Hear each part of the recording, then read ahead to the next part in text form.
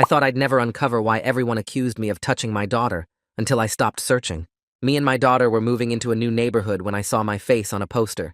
It read, "Warning, child predator in the area," with my face printed in the center. I managed to rush Bella inside and take it down before she could see it. But that night I went outside and saw another poster on the telephone pole. This one said I was on the registry for forcible grape of a child under 13. It was written with one of those fancy ink pens, and the eyes were dotted with hearts. I spent hours driving around tearing them down, trying to figure out who would do this. Some looked fresh, some had been there for days. I even called a lawyer, but he said without knowing who to name, we couldn't file for protection. I checked with the only other black family on our street. There were no posters about them. I confronted my neighbor, Mr. White, who'd been glaring at me. He called the cops on ME for harassment. I learned not to call anyone after that, and figured everything would work itself out. And the next day, I was proven very wrong. My boss called me into his office. Someone left this on my desk. He slid one of the posters across the table, avoiding all eye contact. "This is fake. You can check the actual registry -- I'm sorry. Security will help you with your things." That was it. The whole reason that me and Bella had moved to the neighborhood was gone. I sat in my car doing the math. Severance would last 2 months, and we couldn't afford to move. I was trying to figure out how to tell Bella when I found her sitting on the front steps with a bag of frozen peas on her face. "What happened?" She looked up, and her left eye was swollen shut. There was blood on her school uniform. "Some kids cornered me in the bathroom." Her voice was thick from crying. They said I probably wanted to be graped because it runs in the family. I don't even know what that means, Dad." My whole body went cold. "How many kids?" 3 boys from the grade above. They pinned me against the wall and kept hitting me and saying stuff about you and what you do to kids, and I pulled her into a hug and she sobbed into my shirt. Her whole body was shaking. "Dad, can you homeschool me?" Everything I couldn't give her sat in my stomach like stones. "We'll figure it out, baby." That night we stayed inside with the curtains drawn. Anyone walking by could be the person who wanted us gone. She sat on her bed staring blankly at one of the posters when she asked, "Dad, is Mom gonna use this against you in court next week?" I buried my face in my hands. It was the annual custody review that I'd forgotten about. "No, honey. Dad, please make sure they don't send me back to her," she exclaimed. "You don't understand what it was like before," she whispered, her voice smaller now. "What do you mean?" "When her boyfriend Croc moved in, she made me sleep in the basement. She told me teenage girls give off pheromones that make grown men crazy. Said I had that look that makes men do bad things. Sweetie pie, why didn't you tell me? I thought it was just normal until I lived with you and realized other kids don't get dress-coded in their own bedroom." The next morning, we walked into the courthouse. Bella had insisted on coming even though I told her she could wait outside. It was supposed to be a 5-minute routine procedure, until my ex-wife's lawyer stood up. "Your Honor, we need to address the child's condition." The judge studied Bella, and her eyes widened at her obvious bruises and split lip. "These injuries occurred while in her father's custody," the lawyer said, voice all smooth and concerned. Bella tried to speak, but my ex-wife's lawyer cut her off. "The child will obviously protect her father despite the danger. She's brainwashed. I'm requesting immediate emergency custody transfer," he continued, "for the child's physical safety." I was glaring right at my ex-wife when I saw it. The corners of her mouth lifted ever so slightly into a smile. The same smile she had when she used to win arguments by making me look crazy. Suddenly, everything clicked. My ex-wife had done all of it, all to win back a daughter she never wanted in the first place. And I guess Bella saw the smile too, because her hand found mine under the table, fingers shaking. The judge turned to look at Bella, and her expression softened when she saw the bruises. "Young lady, would you like to tell me what happened to your face?" My daughter's grip on my hand got so tight, I thought she might break my fingers. She stood up slowly, and I could feel her whole body shaking next to me. "Your Honor, the boys at the school did this to me, not my dad." Her voice was quiet, but clear. My ex-wife's lawyer jumped up so fast his chair scraped against the floor. "Objection! This child has clearly been coached by her father to lie about these injuries." The judge held up her hand and gave him a look that could freeze water. "Counselor, sit down and let the child speak if she wants to." She nodded at Bella to continue. My daughter took a deep breath, and I watched her straighten her shoulders. "There are posters all over our neighborhood with my dad's face on them saying he's a predator." She pulled out her phone and showed the judge photos she'd taken. Kids at the school saw them and believed them, and that's why they beat me up in the bathroom. The judge leaned forward to look at the pictures on Bella's phone. "They said I probably liked being hurt because it runs in my family, but I don't even know what that means." Bella's voice got stronger as she kept talking. "When I lived with my mom and her boyfriend Croc, she made me sleep in the basement. I saw my ex-wife shift in her seat and her face went pale. Mom said teenage girls give off pheromones that make grown men crazy, and that I had a look that makes men do bad things. The whole courtroom went quiet, except for the court reporter typing. She made me wear baggy clothes even in my own room, and I couldn't come upstairs when Croc had friends over. The judge was writing everything down, and I noticed her pen moving faster and faster. The posters started showing up right before our court dates, and they all have these little hearts dotting the I's just like how Mom writes. Bella pointed at my ex-wife, who was whispering frantically to her lawyer. She's doing this to get me back, even though she never wanted me before. My ex-wife's face went from pale to bright red, and she started to stand up, but her lawyer grabbed her arm. The judge studied the photos on Bella's phone for a long time before looking up. I've heard enough for now, and I'm ordering a 15-minute recess. She stood up, and everyone else scrambled to their feet. All parties will remain in the courthouse and available. She walked out through the door behind her bench, and the bailiff followed. My lawyer immediately pulled me toward the corner of the courtroom away from everyone else.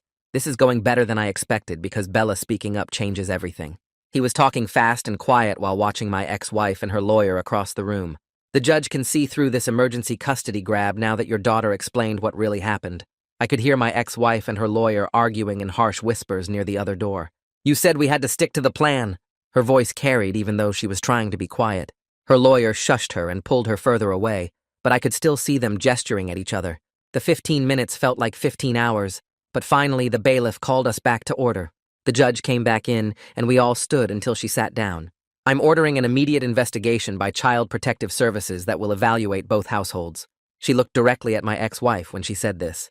I'm also appointing a guardian ad litem to represent the child's interests separately from either parent. My ex-wife's lawyer started to object, but the judge cut him off with a sharp look. Furthermore, I am denying the request for emergency custody transfer at this time.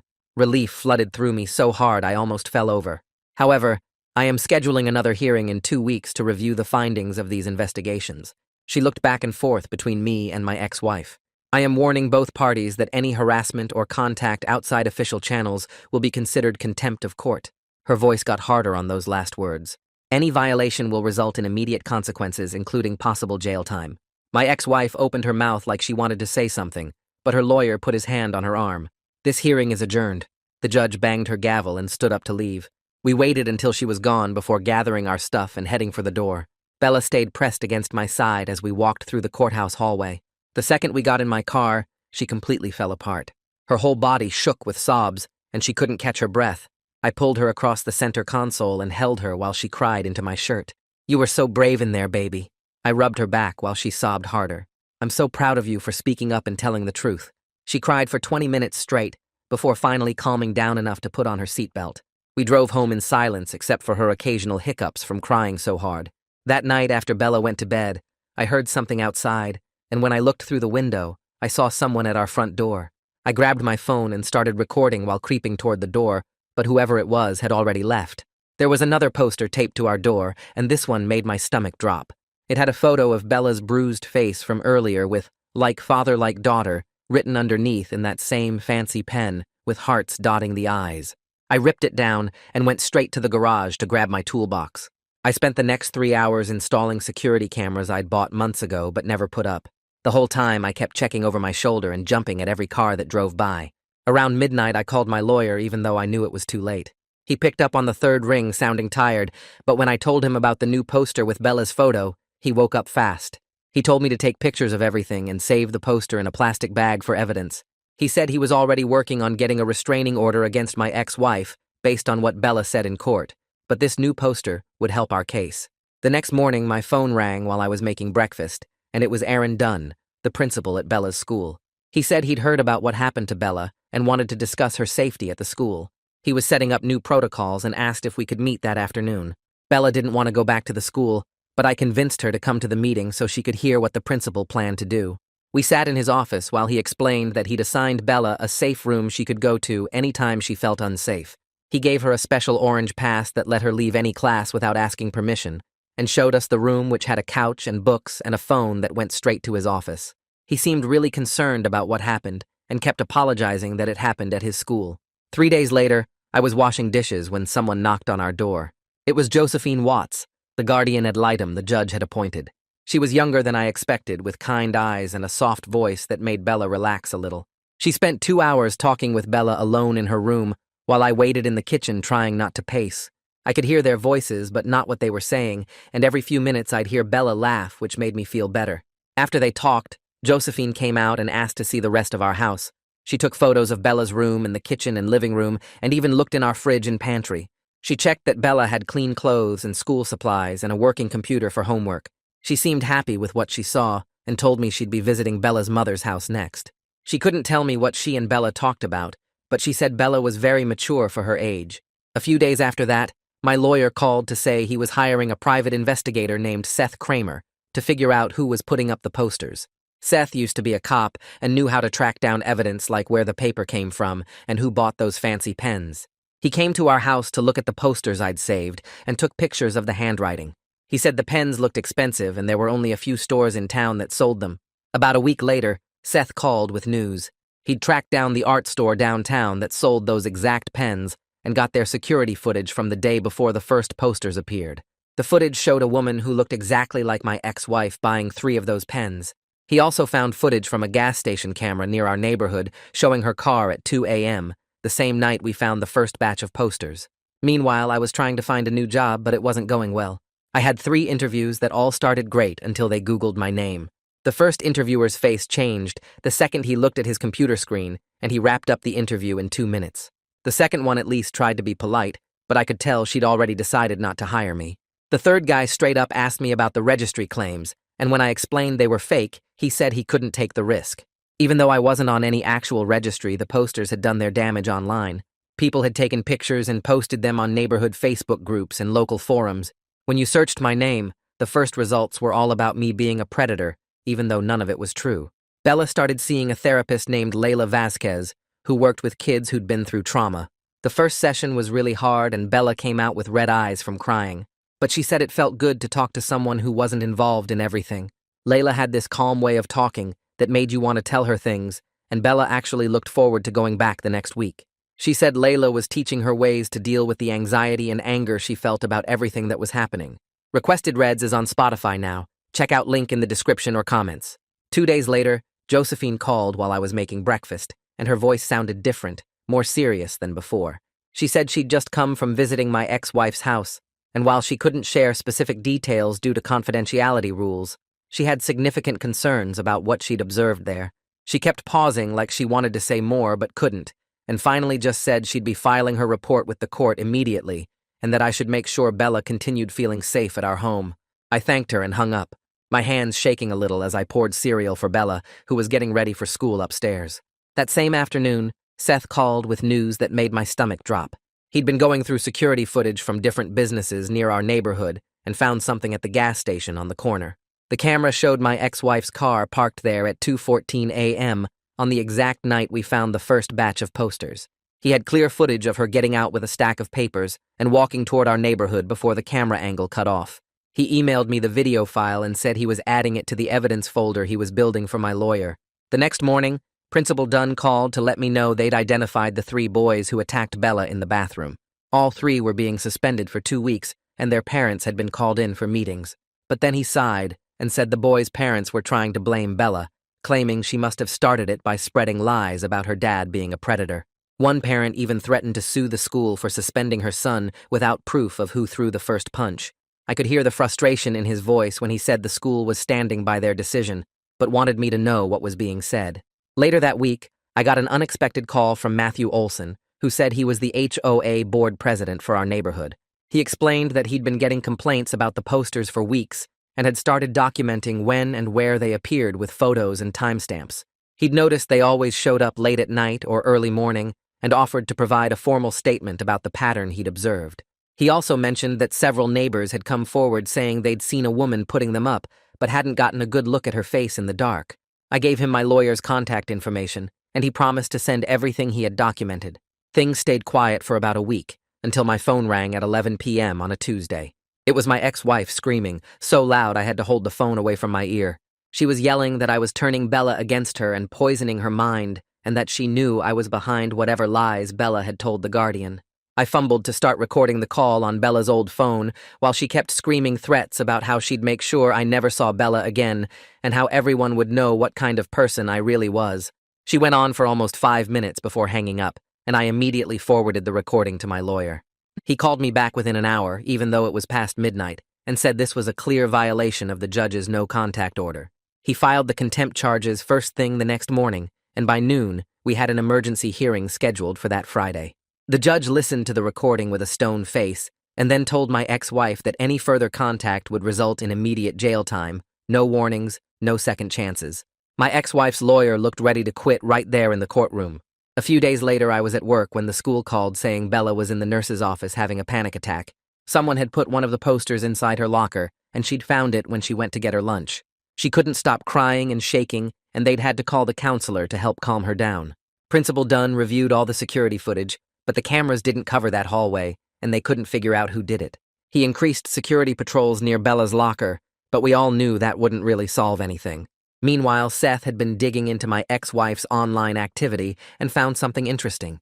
She'd been posting in several local mom groups on Facebook about protecting the community from predators and warning about a dangerous man in the neighborhood. The language she used matched exactly with what was written on the posters, down to specific phrases about keeping children safe. He took screenshots of everything, including the timestamps, showing she'd been posting for weeks before the first posters appeared. I thought things might be turning around when I got called for a job interview at a company downtown. The first part went great, and the manager seemed impressed with my experience and references. We talked for almost an hour about the position and the team, and I could tell he was ready to make an offer. Then he asked if there was anything else he should know about, and I could see him glance at his computer screen. I knew he'd Googled me. I explained everything as calmly as I could, about the false accusations and the custody battle and how none of it was true. He nodded and said he appreciated my honesty, but I could see it in his eyes that he wouldn't call me back. The risk was just too much for them to take. That same week, Josephine started interviewing Bella's teachers as part of her investigation. Every single one reported that Bella had been a good student who participated in class and turned in her homework on time. But they all noticed she became withdrawn and anxious right after the posters started appearing around the neighborhood. Her math teacher said she'd gone from raising her hand constantly to barely speaking unless called on directly. Her English teacher mentioned that Bella's essays had shifted from creative and bright to dark and worried. The PE teacher said other kids had started avoiding her at lunch, and she'd taken to eating alone in the library most days. 3 weeks later, I was making breakfast when my lawyer called with news that made me drop the spatula. Croc had been arrested the night before on drug charges after cops pulled him over for a broken taillight and found 2 kilos of cocaine in his trunk. He said this changed everything because now Josephine could get a warrant to search my ex-wife's house as part of the custody investigation. I hung up and sat down hard at the kitchen table while Bella ate her cereal and asked what was wrong. I told her it was just work stuff, but my hands were shaking as I poured my coffee. 2 days later, Josephine called to say she'd been to my ex-wife's house with the police, and what they found made her sick. The basement where Bella used to sleep was exactly like she'd described, with a dirty mattress on the concrete floor and no windows anywhere. There was a deadbolt lock on the outside of the door, and the walls had water damage and mold growing in the corners. She took dozens of photos and said the conditions were worse than some abuse cases she'd seen in 20 years of this work. The police officer with her wrote up a report saying no child should ever have been kept in that space. Meanwhile, Layla had been meeting with Bella twice a week and finally sent her report to the court. She wrote that Bella showed clear signs of emotional abuse from her time at her mother's house, including anxiety attacks and trust issues. The therapy sessions revealed that my ex-wife had constantly told Bella she was a burden and that men would hurt her if she wasn't careful. Layla recommended Bella stay with me permanently and continue therapy to work through the trauma. She also noted that Bella's symptoms had gotten worse after the poster campaign started, which showed ongoing harassment. Seth called me that same week saying he'd finally found something solid. He'd been going door to door in our neighborhood showing my ex-wife's photo to anyone who'd talk. An older woman who walked her dog every night recognized her immediately. She said she'd seen my ex-wife putting up posters on telephone poles at 2 a.m. about a month ago. The woman remembered because she thought it was weird someone would be out that late with a staple gun, and she'd watched from her window. Seth got her to sign a statement and even found the security footage from a house across the street that showed my ex-wife's car parked there. The follow-up hearing was scheduled for the next Monday, and I barely slept the whole weekend. We got to court early, and Josephine was already there with a thick folder of evidence. She looked serious, as she told me she'd be recommending major changes to the custody arrangement. My ex-wife showed up with her lawyer looking confident until she saw Josephine's folder. The judge called us to order, and Josephine stood up to present her findings. She showed the photos of the basement first, and the judge's face got harder with each picture. Then she read from the police report about the unsafe living conditions and the lock on the outside of the door. She presented Layla's therapy report about Bella's emotional abuse and ongoing trauma. Finally, she showed the witness statement and security footage of my ex-wife putting up the posters. Josephine said in her professional opinion, Bella should live with me full-time and my ex-wife should only get supervised visits. My ex-wife's lawyer jumped up arguing this was way too extreme for the situation. He said the basement was just temporary and the posters couldn't be proven to be harassment. The judge cut him off and started looking through all the evidence herself. She spent 10 minutes reading everything while we all sat there in silence. Her face got angrier as she read the therapy notes about what my ex-wife had told Bella about men. She looked at the basement photos again and shook her head. Then she looked straight at my ex-wife and said she'd seen enough. The judge granted me temporary sole custody, effective immediately. My ex-wife would get supervised visits twice a week at a court facility. She extended the restraining order for another year and ordered my ex-wife to pay for all of Bella's therapy costs. She also said if there were any more posters or harassment, she'd consider criminal charges. My ex-wife lost it completely and started screaming that I'd manipulated everyone. She yelled that I'd turned Bella against her and bribed the witnesses to lie. She pointed at me saying this wasn't over and she'd prove what kind of person I really was. The judge ordered her to stop, but she kept screaming about how the whole system was corrupt. 2 security guards had to grab her arms and drag her out while she kept yelling threats. Her lawyer just stood there looking embarrassed and started packing up his briefcase without saying anything. Josephine smiled at me for the first time and said Bella was lucky to have me. That afternoon, Principal Dunn called while we were celebrating with ice cream. He said the parents of the 3 boys who'd attacked Bella wanted to settle out of court. They were offering to pay all medical bills and have their kids transfer to different schools immediately. They also wanted to avoid any criminal charges or publicity about what happened. I talked to my lawyer who said it was a good deal since assault cases were hard to prove. We accepted the settlement and got a check that covered the emergency room visit, plus some extra for pain and suffering. The boys were gone from Bella's school by the end of the week, and she finally stopped looking over her shoulder in the hallways. 2 days later, Seth came to our apartment with a thick folder and spread papers across our kitchen table. He'd mapped out every poster location with dates and times from security footage and witness statements. His finger traced across a timeline he'd drawn, showing court dates marked in red and poster appearances in black. Every single poster had shown up within 48 hours of a scheduled hearing or custody meeting. The pattern was so clear that even I could see it without him explaining anything. He'd gotten statements from 14 different people who'd seen my ex-wife putting them up late at night. One woman even had doorbell camera footage of her stapling them to telephone poles at 3 a.m. Seth said this was the most obvious harassment case he'd ever documented in 20 years of investigative work. My lawyer took one look at the evidence and started drafting defamation charges right away. The same week, I got a call from a number I didn't recognize while making Bella dinner. The man on the other end introduced himself as the owner of a logistics company downtown. He said he'd heard about my situation through a mutual friend and wanted to offer me a job. Turns out, he'd been falsely accused of embezzlement 5 years ago and lost everything before proving his innocence. He understood what it was like to be unemployable because of lies and wanted to help. The position paid less than my old job, but had flexible hours for court dates and full benefits. I started the next Monday, and my new boss told me to take whatever time I needed for legal stuff. Meanwhile, Bella's teachers started calling with good news for the first time in months. Her grades were going back up, and she was participating in class discussions again. Her English teacher said she'd even made a friend, a girl who'd stood up for her when someone tried spreading rumors. The girl had told everyone that her own dad was falsely accused once, and people needed to stop believing everything they heard. They ate lunch together now, and Bella actually smiled when she talked about school. 3 weeks later, we had to go to the first supervised visit between Bella and her mother. The court had assigned a supervisor who would sit in the room and document everything that happened. We drove to the Family Services building, and Bella's hands shook the whole way there. The visit was supposed to last 2 hours, but ended after 40 minutes. My ex-wife spent the entire time telling Bella she needed to tell the truth about what really happened. She kept saying I'd brainwashed her and that she knew Bella wanted to come home. The supervisor tried redirecting the conversation, but my ex-wife wouldn't stop pressuring Bella to recant her testimony. Bella started crying and asked to leave, which the supervisor immediately granted.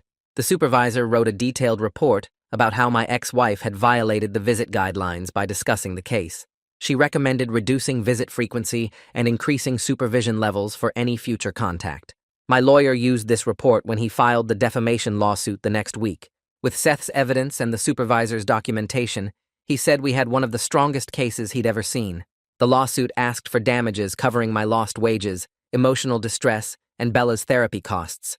It also demanded a public retraction of all false statements and permanent cessation of harassment. Josephine called to check on us after reading the supervised visit report. She said she was recommending that Bella continue individual therapy and suggested we start family counseling together. She explained that we'd both been through significant trauma and could benefit from learning coping strategies as a team. She gave us 3 therapist names who specialized in families dealing with custody battles and false accusations. We started seeing one of them 2 weeks later, a woman who had us do exercises about rebuilding trust and safety. She taught us breathing techniques for when we felt panicked and ways to support each other during hard moments. Bella said it helped to have someone neutral to talk to about everything without feeling like she was burdening me. I admitted it was good to process my anger about the situation in a healthy way instead of bottling it up. The therapist gave us homework assignments like writing in journals and doing activities that made us feel safe. Meanwhile, my new job was going better than expected despite everything else happening. My boss never questioned when I needed to leave for court or therapy appointments. He'd been through the system himself and knew how much time it all took. For the first time since losing my previous job, I could pay rent without checking my bank balance 3 times. I even managed to put a little money in savings for emergencies. My coworkers didn't know about the posters and treated me like any other employee. 3 months passed with supervised visits every 2 weeks that kept going badly. My ex-wife couldn't stop trying to manipulate Bella into coming back. She'd cry and say she missed her daughter while simultaneously telling her she was making bad choices. The supervisor documented every violation and inappropriate comment in detailed reports. After the 6th visit ended early due to Bella's distress, the judge called for a review hearing. She read through 3 months of supervision reports with her jaw getting tighter with each page. She looked at my ex-wife and said the temporary arrangement had clearly not improved the situation. The judge made the custody order permanent with my ex-wife losing all unsupervised access to Bella indefinitely. She could only see her twice a month at the court facility, with a supervisor present at all times. My ex-wife would also have to complete parenting classes and therapy before any changes could be considered. 2 days after that hearing, my ex-wife's lawyer filed a motion to withdraw from her case. The filing cited irreconcilable differences and fundamental disagreements about legal strategy. He was dropping her from both the custody case and the defamation lawsuit we'd filed against her. 3 weeks later, Bella came home from the school with a paper in her hand and asked if she could speak at the school assembly about bullying. Principal Dunn had already signed off on it and said he thought it would help other kids understand what false accusations could do to families. I watched her practice her speech in the living room for days, standing on the coffee table and using note cards she'd written out by hand. The morning of the assembly, I sat in the back of the auditorium with sweaty palms watching her walk up to the microphone. She talked about how rumors spread like wildfire and how kids believed things without asking questions first. She explained how the posters about me weren't true, but the damage was already done when kids beat her up in the bathroom. Her voice cracked once, but she kept going, telling everyone that words have power and believing lies can destroy innocent people. When she finished, the whole auditorium was quiet for a moment before the teachers started clapping. After the assembly, 3 different parents stopped me in the parking lot to apologize for keeping their kids away from Bella. One mom said she'd torn down posters herself after hearing Bella speak and realizing she'd been part of spreading lies without proof. Another dad shook my hand and said he was sorry for believing the worst without checking facts first. Meanwhile, the defamation case was heating up because my ex-wife had hired a new lawyer who tried arguing she was just protecting the community from a potential threat. Seth's evidence destroyed that defense in court when he showed the timeline of posters appearing right before custody hearings. The lawyer tried claiming coincidence, but Seth had receipts from the art store, security footage of her car in our neighborhood at night, and witness statements from people who saw her putting up posters. My lawyer presented everything in a clear pattern, showing deliberate harassment meant to win custody through lies. The judge took 2 weeks to review everything before calling us back for the verdict. We sat in the courtroom while she read through her decision, explaining how the evidence clearly showed malicious intent to damage my reputation and employment. She awarded damages for my lost wages from getting fired, the therapy costs for Bella, and extra money for emotional distress caused by the false accusations. The amount wasn't huge, but it would help us start fresh and pay off the legal bills that had been piling up. My ex-wife's face turned red when the judge then addressed the criminal side of things. She was charged with criminal harassment based on all the evidence Seth had gathered about the poster campaign. The prosecutor offered her a plea deal to avoid jail time if she agreed to probation and community service. Part of the deal included staying away from us permanently and getting a psychological evaluation to address whatever made her think this was okay. She took the deal rather than risk going to trial where she might get actual jail time. At work, my boss called me into his office one afternoon, and I thought something was wrong until he smiled and offered me a promotion. He said watching me show up every day despite everything going on proved I was reliable and dedicated. The new position came with better pay and benefits that would help us rebuild our savings. I accepted immediately and called Bella from the parking lot to share the good news. She screamed so loud I had to hold the phone away from my ear. 2 months later, Bella brought home her report card with straight A's for the first time since everything started. She'd made new friends who knew the whole truth and didn't judge her for it. Her teachers wrote notes about how much she'd improved and how she was participating more in class discussions. We celebrated with pizza and ice cream while she told me about her plans to try out for the debate team next year. The neighborhood had changed too after everything came out in court. Matthew from the HOA organized a block party specifically to welcome us properly after all the harassment we'd faced. People brought food and apologized for believing the posters without questioning them. Some neighbors admitted they'd been scared to speak up, even when they had doubts about the accusations. Mr. White even came over with a pie his wife made and mumbled something about being wrong to call the cops on me. During one of our regular therapy sessions, Layla pulled me aside while Bella was in the bathroom. She said Bella had made remarkable progress processing the trauma and was building healthy coping mechanisms for the future. The nightmares had stopped, and she wasn't checking locks obsessively anymore. Layla explained that Bella was learning to trust again and developing resilience that would serve her well as she grew up. She recommended we continue sessions monthly instead of weekly, since Bella was doing so well. A year passed with things getting better every month, and Bella surprised me one afternoon by asking if she could legally change her last name to just mine. She'd been thinking about it for months and wanted to cut the last connection to her mother, who still refused to admit what she'd done to us. We filed the paperwork at the courthouse, and the clerk said it would take about 6 weeks to process everything. Bella counted down the days on her calendar, and when the approval letter finally came, she practically ran to the DMV to get her new ID. She held that little plastic card, and tears rolled down her face while she kept touching her new name printed there. She told me she finally felt like she belonged somewhere safe and didn't have to carry her mother's name anymore. A few days later, my ex-wife's probation officer called to verify she was following the no-contact order that the judge had put in place. The officer went through her checklist, asking if there had been any attempts at contact through phone, mail, email, or third parties. I confirmed there hadn't been anything, and she said the order would stay in effect for the full probation period. Meanwhile, Bella had been working on her art again and decided to apply for a summer program she'd been too scared to try for before everything happened. She spent weeks on her portfolio, painting these incredible pieces that showed everything we'd survived, but also the hope she felt now. The acceptance letter came on a Saturday morning, and she screamed so loud the neighbors probably heard her. The program director wrote a personal note saying her work showed remarkable emotional depth, and they were excited to have her join them. At work, my boss called me in for my annual review and slid a promotion offer across his desk. The management position came with better pay, full benefits, and more flexible hours that would let me be there for Bella's school events. He said watching me show up every day through the worst time of my life proved I could handle anything the job threw at me. I signed the papers right there and called Bella from the parking lot to tell her the good news. 2 years flew by with Bella thriving in ways I never imagined possible after everything we'd been through.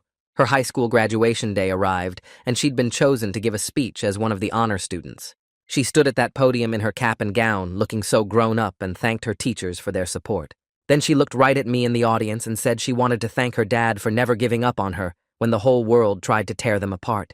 The entire auditorium erupted in applause, and people stood up clapping while I tried not to cry in front of everyone. After graduation, she showed me the acceptance letter from her dream college that had arrived that morning. They'd given her a scholarship based on an essay she'd written about overcoming adversity, which she'd titled, "The Truth About My Dad," without telling me. She let me read it, and every word showed how she'd processed everything we went through and came out stronger. The admissions committee wrote that her essay was one of the most moving pieces they'd ever received from an applicant. Moving day came faster than I expected, and we loaded up a rental truck with all her dorm stuff. We drove the 3 hours to campus playing her favorite music and talking about her plans for classes and maybe joining the debate team. Setting up her tiny dorm room took most of the day with her new roommate helping us figure out where everything would fit. When it was time for me to leave, she walked me back to the truck and wrapped her arms around me tight. She said she knew she could go out and try new things because I'd always be there if she needed me. She was right about that and always would be. That's where we'll leave it for today. Thanks for hanging out with me. I really do love sharing these moments. Hope you carry a little of this good energy with you. If you want more, hit that subscribe button and come back soon.